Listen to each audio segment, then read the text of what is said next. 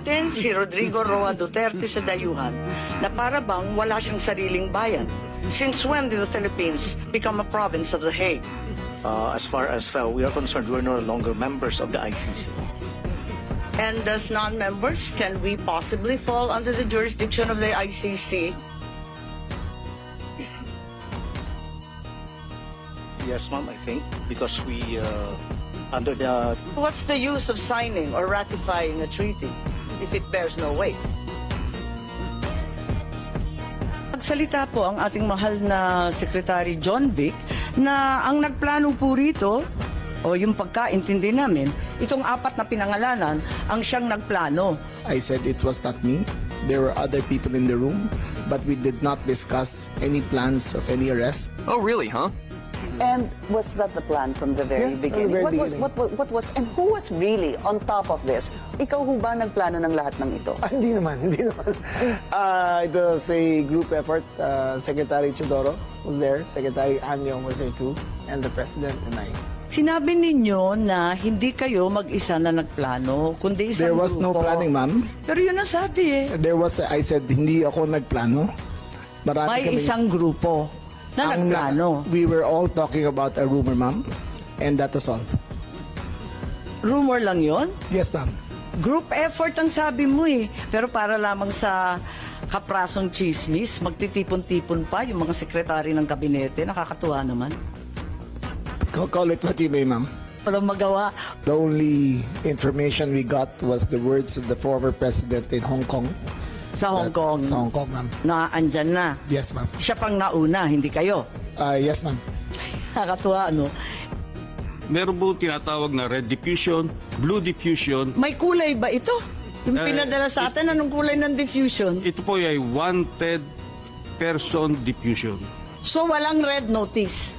Hindi po siya red notice because the nature of the diffusion is... Eh bakit si Congressman Arnie Teves may red notice na, hindi pa natin nagagawa ng paraan? Hindi ko po masagot. Ma'am, yung kay Arnie Terves, ho. Ang pagkaintindi namin, red notice din ang sinasabi. Eh ngayon, lumalabas na wala kailanman na lumabas na red notice mula sa Interpol, kundi diffusion lamang. Baka dahil sa panahon, kasi mabilis po ang pagganap ng lahat, yung mga pangyayari. So, ibig sabihin, ang katotohanan, walang red notice. Mag-ingat po kayo, you're under oath, makokontempt po tayo. Was this warrant presented to PRRD at the time he was arrested? Pwede bang may sumagot? Si General Torre, mukhang kabisado niya. Siya yung nasa video eh. Soft copy was given to them on the tube. Ikaw naman Yes, ma'am. bumasa ng Miranda rights, hindi man lang yung prosecutor. Tinikoberan mo na yung papel ng DOJ, kaya sumagot ka ngayon. I-present po namin kay President Duterte na nasa Nabasa niya lahat, 250. 15 pages. Ang bilis-bilis lang lumabas eh.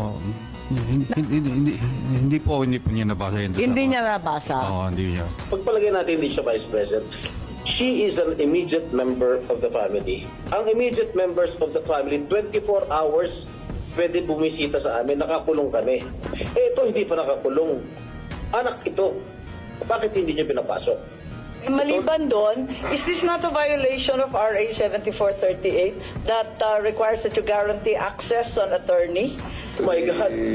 Body Kahit who issued the ano warrant, mangyari, sir? Nasa batas yan. On 2 counts, immediate family na, abogado pa niya.